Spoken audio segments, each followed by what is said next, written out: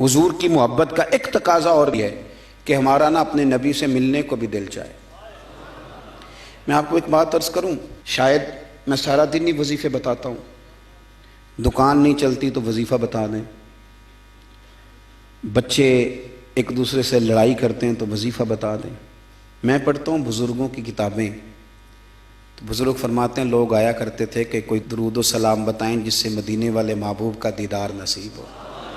میں نے کہا کہ اس طرح کا بھی کوئی محب ہے جس کا محبوب سے ملنے کو دل نہ چاہے، جس کی خواہش پیدا نہ ہو، جس کے اندر تڑپ نہ ہو، ذوق نہ ہو۔ آہستہ آہستہ وہ جو ہمارے سوتے خشک ہوئے ان کے اندر یہ دراڑ آئی کہ وہ جو خاص ذوق تھا، آپ پڑھیے نا قرآن مجید، حضرت ثوبان بن مالک رضی اللہ تعالیٰ عنہ حضور کی بارگاہ میں حاضر ہوئے تھے اور رو پڑے اور بڑا ہی روئے۔ تو حضور نے فرمایا کیوں روتے ہو؟ تو عرض کرنے لگے یا رسول اللہ جب دل نہیں لگتا تو میں زیارت کرنے آ جاتا ہوں۔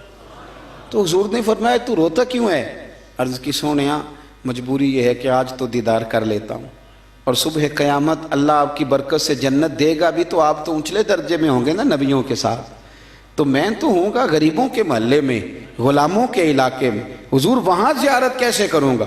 اور اگر جنت میں زیارت نہ ہوئی تو دل کیسے لگے گا؟ حضور پریشان ہوں۔ آپ اس صحابی کی کیفیت دیکھیے اور اس صحابی کے الفاظ دیکھیے جنہوں نے اپنے آنسوؤں میں لپیٹ کے نبی پاک کی بارگاہ میں پیش کیے۔ اللہ کے محبوب نے گردن جھکائی تو حضرت جبریل آیتیں لے کے آ گئے، کہا محبوب ان سے کہیں روئے نہ، گویا روئے نہ، جو اللہ اور اس کے رسول کی اطاعت کرے گا نا وہ محروم نہیں رکھا جائے گا۔ فَأُولَٰئِکَ مَعَ الَّذِينَ أَنْعَمَ اللَّهُ عَلَيْهِم مِّنَ النَّبِيِّينَ وَالصِّدِّيقِينَ وَالشُّهَدَاءِ وَالصَّالِحِينَ۔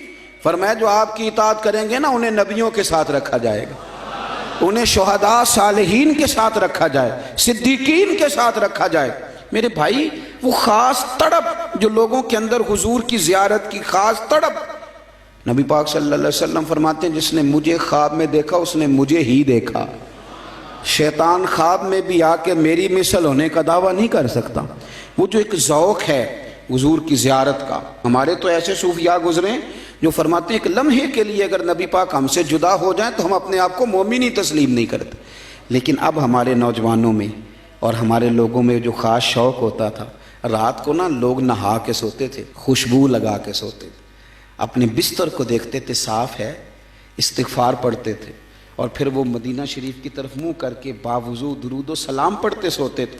کوئی پوچھتا تھا یہ کیا ہے تو کہتے تھے چر ہویا مینوں ترلے لیندے ہاں، کدی موڑ میرے ول واگاں، خواب میری وچ ایک وار جیاویں میں ساری عمر نہ جاگاں۔ نبی پاک صلی اللہ تعالی علیہ وسلم کی غلاموں کا یہ شوق، یہ درد، یہ ذوق، یہ تقاضا کرتا ہے محبت کا کہ محبوب سے ملنے کو دل چاہے، شوق پیدا ہو۔ امام سخاوی نے لکھا ہے، حضرت مولا مرتضیٰ شیر خدا کرم اللہ تعالی وجہ الکریم فرماتے ہیں جناب عمر فاروق کا زمانہ تھا، میرا بڑا دل کرتا تھا مجھے حضور کی زیارت ہو، میں درود پاک پڑھتا سو گیا، میرے نصیب دیکھو کہ میں خواب دیکھتا ہوں کہ اللہ کے محبوب نا فجر کی جماعت کرا رہے ہیں۔ فرماتے ہیں نبی پاک صلی اللہ علیہ وسلم نے جماعت کرائی اور غلاموں کی طرف رخ نور پھیرا۔ ایک صحابی کے باغ میں تازہ کھجوریں پکی تھیں، وہ صحابی ٹوکرے میں ڈال کے حضور کی بارگاہ میں لائے۔ نبی پاک صلی اللہ علیہ وسلم نے ایک کھجور اٹھائی اور اٹھا کے منہ میں رکھی، پھر حضور صحابہ کو دینے لگے۔ فرماتے ہیں قربان جائیں نمبر میرا بھی لگ گیا، کھجور کھائی، کچھ کھجور کا مزہ تھا، کچھ دست مصطفیٰ کا مزہ تھا۔ فرماتے ہیں بڑا ہی مزہ آیا، بڑا ہی سرور آیا، دل کرتا تھا کھجور ایک اور ملے، لیکن سب کو ایک ایک مل رہی تھی۔ ادب کا تقاضا یہی تھا کہ میں بھی دوسری کا سوال نہ کروں، ابھی کھجور کھا ہی رہا تھا کہ میری آنکھ کھل گئی، فجر کی اذان ہو گئی۔ فرماتے ہیں میں اٹھا تو کھجور کا ذائقہ ابھی بھی میرے منہ میں موجود تھا۔ فرماتے ہیں دل گرفتہ، دل کرتا تھا آئی یا رات وصال دے والی تے ربا رات مکن نہ دیویں۔ کہتے ہیں بھارا دن چڑھ گیا، اذان فجر ہو گئی، صبح صادق طلوع ہو گئی، میں اٹھا، وضو کیا، سنت ادا کی، مسجد میں جا کے نماز کے انتظار میں بیٹھ گیا۔ فرماتے ہیں فاروق اعظم جماعت کرانے آئے، اتفاق دیکھیں کہ حضرت عمر نے بھی وہی صورتیں نماز میں شروع کر دیں جو رات خواب میں حضور نے نماز کے اندر پڑھی۔ میں سمجھا یہ اتفاق ہے، اتفاق ہے، لیکن جناب فاروق اعظم نے جب نماز پڑھا کے سلام پھیر کے لوگوں کی طرف رخ کیا تو کھجوروں کا ٹوکرا بھی آ گیا۔ میں نے سمجھا یہ بھی اتفاق ہے، فرماتے ہیں عمر نے ایک کھجور اٹھائی اور باقی بانٹنے لگے، اور عمر نے ایک کھجور مجھے بھی دی، کھجور میں نے کھائی، مزہ مجھے بڑا آیا۔ حضور صلی اللہ علیہ وسلم سے تو ادب کی وجہ سے نہیں مانگی تھی، عمر تو اپنا دوست تھا، اپنا یار تھا، مجھ سے ہر کام میں مشورہ لیتا تھا۔ کہتے میں نے فوراً کہا عمر ذرا ایک دینا، ایک کھجور اور دینا۔